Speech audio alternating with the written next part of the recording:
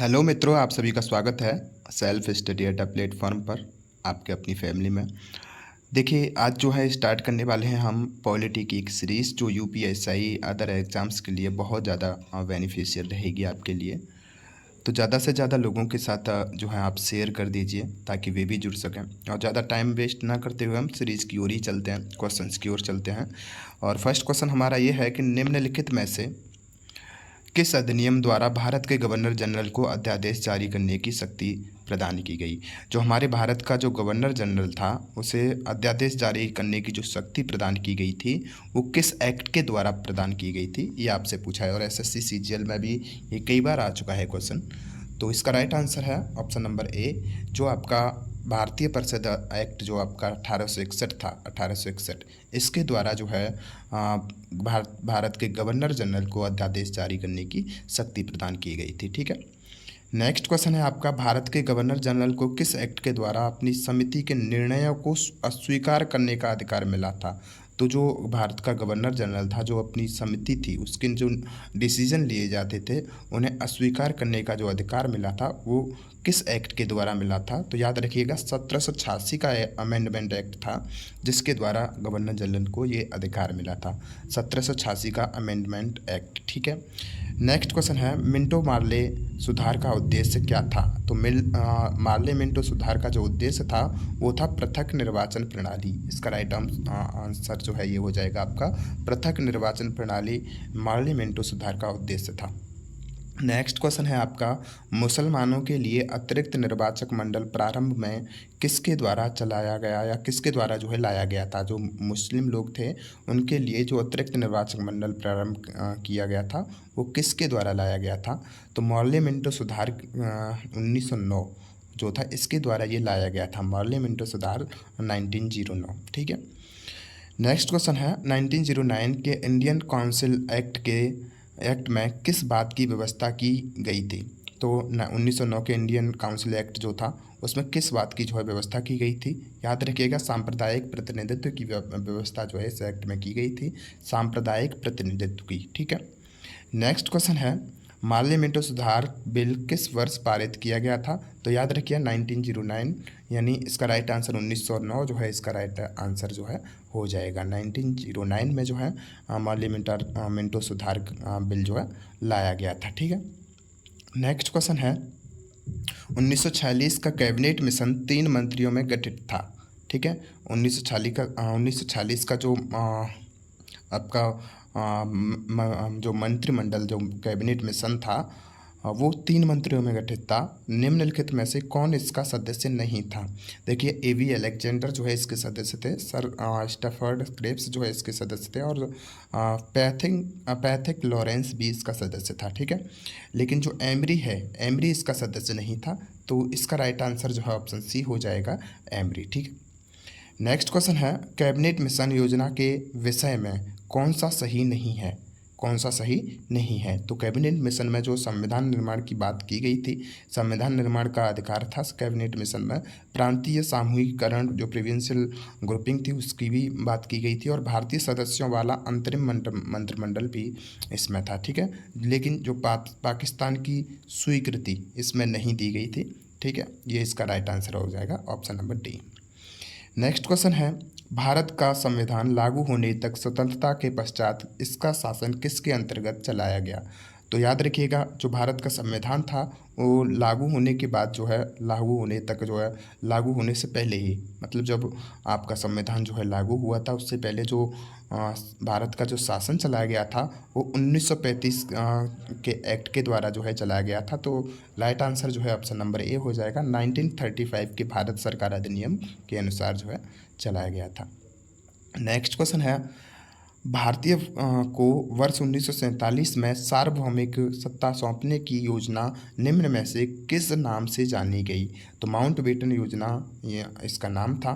जो सार्वभौमिक सत्ता जो है भारतीयों को सौंपी गई थी 1947 में, ये माउंटबेटन योजना के द्वारा सौंपी गई थी। ठीक है, कौन सुमेल नहीं है, इसका राइट आंसर क्या हो जाएगा। देखिए, कौन सुमेल नहीं है, जैसे भारत सरकार अधिनियम की बात करें तो 1935 में स्वशासन इसका राइट आंसर हो जाएगा, और कैबिनेट मिशन की बात करें तो संविधान सभा का गठन जो है वो कैबिनेट मिशन में हुआ था। संविधान सभा का गठन ये भी सही है, ठीक है।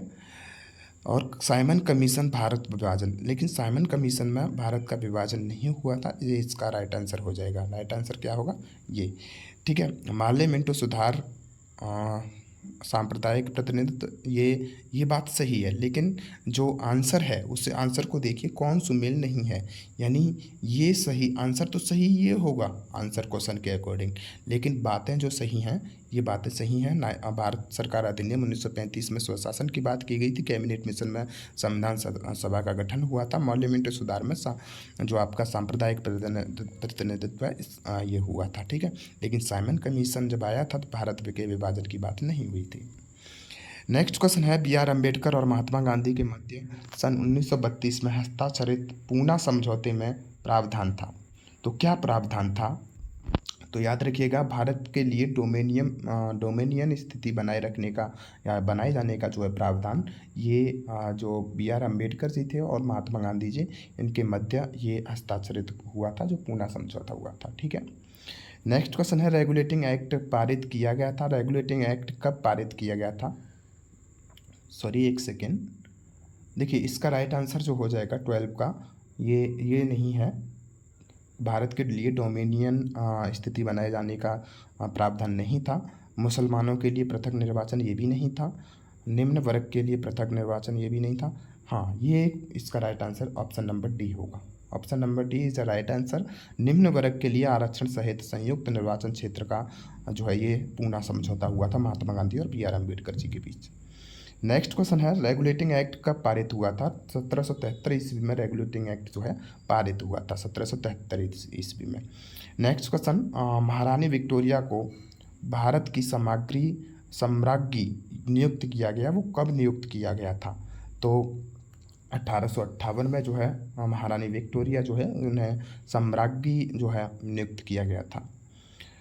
मॉन्टेग्यू चेम्सफोर्ड सुधार में प्रावधानों का सार था। तो मॉन्टेग्यू चेम्सफोर्ड सुधार जो था उसमें प्रावधानों का जो सुधार था, प्रांतों में दोहरा शासन, यही था, ठीक है। नेक्स्ट क्वेश्चन है, अखिल भारतीय महासंघ स्थापित करने का प्रावधान शामिल किया गया था। अखिल भारतीय महासंघ जो शामिल करने का जो प्रावधान शामिल किया गया था, ये कैबिनेट मिशन 1946 में जो आया था, इसके द्वारा जो है शामिल किया गया था। नेक्स्ट क्वेश्चन है आपका, निम्न में से किस अधिनियम ने केंद्र में द्वैध शासन प्रणाली को स्थापित किया? तो भारत जो परिषद अधिनियम 1989 था, इसमें जो है एक सेकेंड, देखिए इसमें थोड़ा सही कीजिएगा। 15 का ये आपका प्रांतों में दोहरा शासन, ये इसका राइट आंसर है। लेकिन अखिल भारतीय महासंघ स्थापित करने का जो प्रावधान था, ये भारत सरकार अधिनियम 1935 के द्वारा किया गया था। ऑप्शन डी जो है इसका राइट आंसर हो जाएगा, ऑप्शन डी। ऑप्शन डी इसका राइट आंसर है, ठीक है। थोड़ी मिस्टेक हो जाती है। भारत सरकार अधिनियम 1935 के द्वारा महासंघ स्थापित करने का प्रावधान शामिल किया गया था। और इसका जो राइट आंसर है आपका, निम्न में से किस अधिनियम के द्वारा केंद्र में द्वैध शासन प्रणाली जो है स्थापित की गई थी? तो भारत परिषद अधिनियम 1989, इसमें क्या किया गया था ये आपको कमेंट बॉक्स में बताना है। और इसका जो राइट आंसर हो जाएगा, भारत शासन अधिनियम 1935 के द्वारा जो है अधिनियम केंद्र में जो है आपका द्वैध शासन प्रणाली स्थापित की गई थी। नेक्स्ट क्वेश्चन है, किस अधिनियम की प्रमुख विशेषता प्रांतीय स्वायत्तता थी? तो किस अधिनियम की विशेषता थी ये? 1935 का जो एक्ट था इसकी ये विशेषता थी, ठीक है। नेक्स्ट क्वेश्चन है, संघीय प्रणाली का पहला प्रयास भारत सरकार अधिनियम द्वारा किया गया। तो ये 1935 में किया गया। कब किया गया? 1935 में।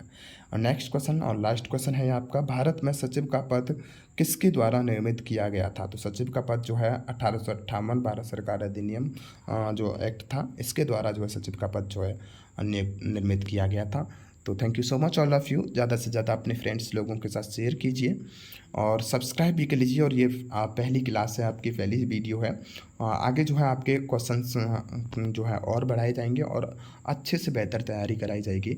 जो है कम समय में अच्छे क्वेश्चंस और ज़्यादा क्वेश्चंस लेके आएंगे। तो thank you so much all of you. जय हिंद, जय भारत।